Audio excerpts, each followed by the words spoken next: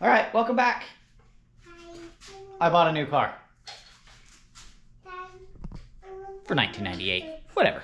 Anyway, so I needed a car to commute back and forth to work, driving about 40 miles a day. I wanted a good gas mileage car.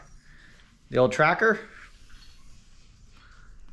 I could, but I don't want to put the miles on that one. So let's see if I got a good deal on this or not. So let's do a walk around. It is a 1998 Honda Civic. It is a 4-door and a 5-speed. This side, it's actually pretty straight, except for there's a little bit of a ding in it right here, and a little bit of a ding in it right here. But the door closed, and I'm okay with that. On the inside, the seats, they're not messed up. There's somebody burned a hole in that one, but they're not ripped, so they're okay. The driver's side door, well, it has issues. So, let's get under the hood, and also, as I go through this video, I'm gonna see if I got a good deal on this or not. And take you through it and tell you stuff to look for. And whether it's a Honda Civic or whether it's a truck, you're gonna be looking for a lot of the same things. Let me put you on a tripod.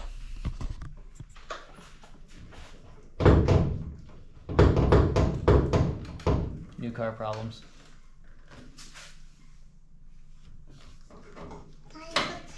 There it is. Okay. Yep, looks like an engine. All right, not gonna fall on my head. Let's go get a light. All right. So we got her open up. So you can tell there's oil up here. I'm not too concerned about that. It is leaking oil out of the valve cover. There's a little bit of sign of oil right here, a little bit, but it's not too bad. Looking under the hood here. Okay, so looking under the hood here, it's just a little bit dirty. So it's basically just never really been cleaned. I'm not too concerned. So let's pop open the air cleaner and see how it looks. Oh, yeah, need one of those. Yeah, look at that. Look at that. I don't think it's been changed in forever. But it has one in it, which means a lot. So, it's still hot, by the way. I got home like 2 hours ago. Definitely summertime. Yeah, I'm glad that didn't go down the engine. Okay, so overall, we need an air filter. We'll write that on the list.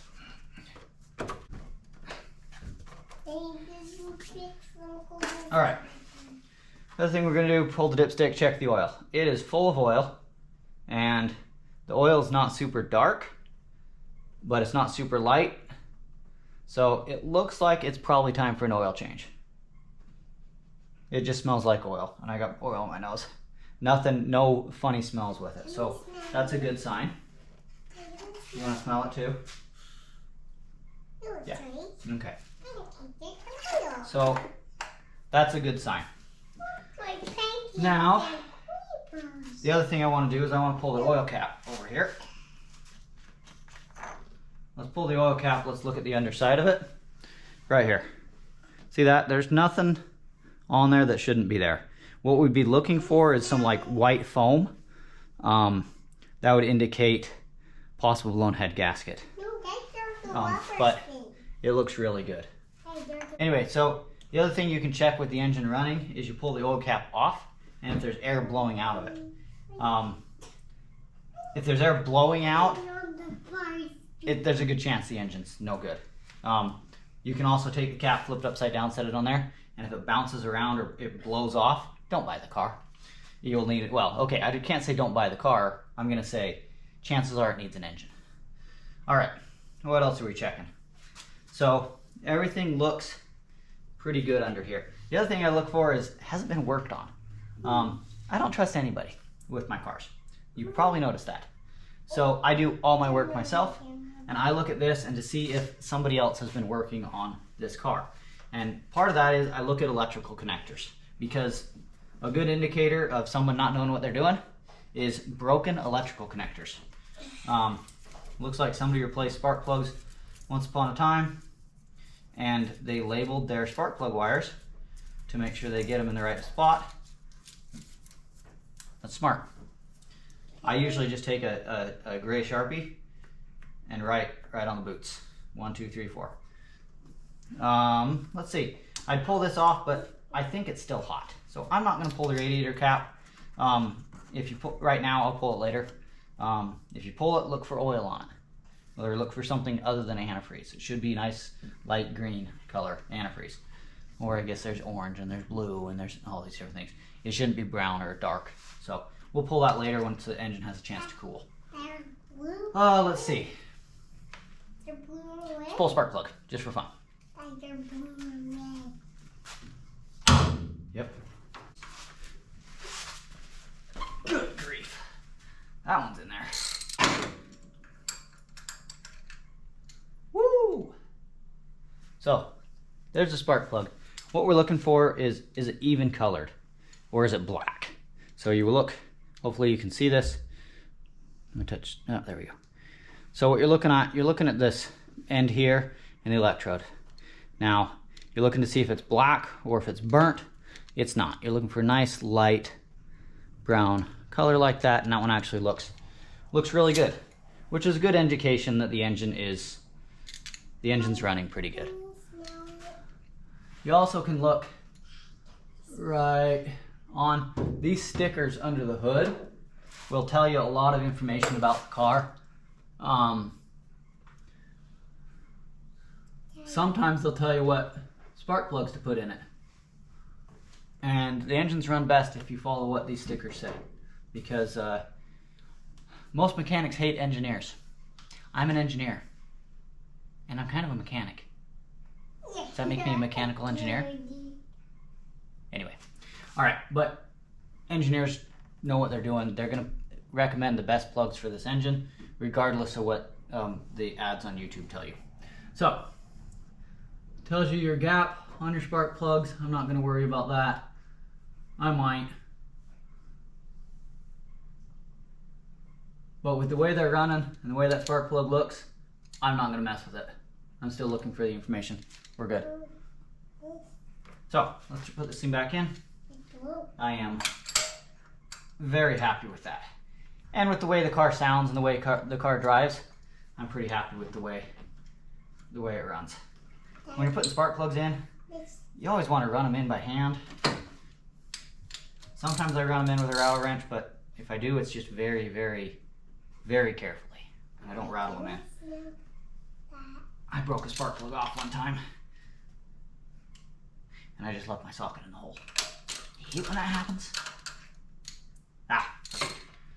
Anyway.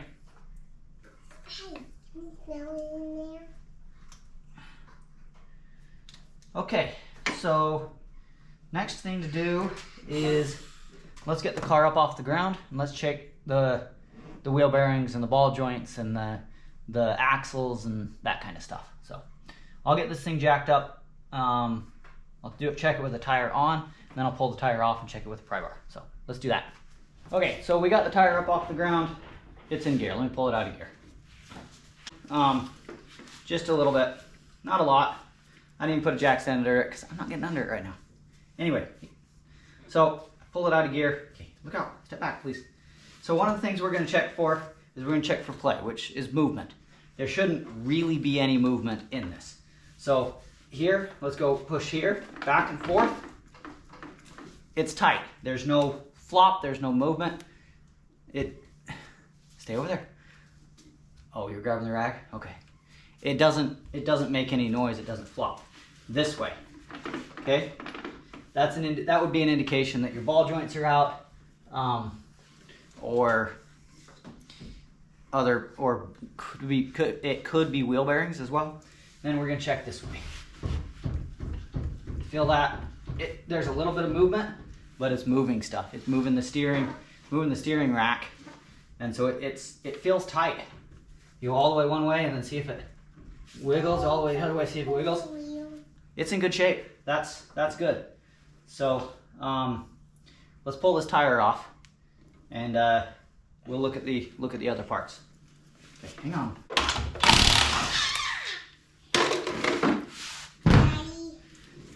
Okay. That would have lasted a long time. I think we're gonna junkyard some aluminum wheels for this thing. Okay, now that the tire's off, we're gonna look at some of the components you can't see with the tire on. Maybe you could, maybe whatever. Anyway, let's look at the brake rotors. So the brake rotors these are in really good shape.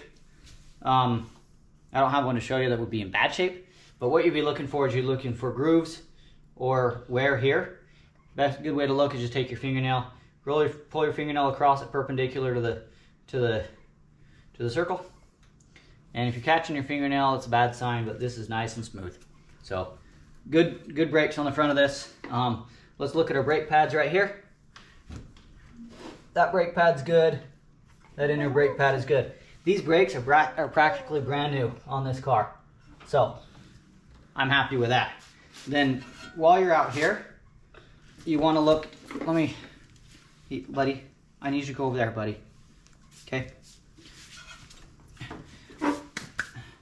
The other thing is while you're out here, you want to look at your CV boots. Let's pull you in here.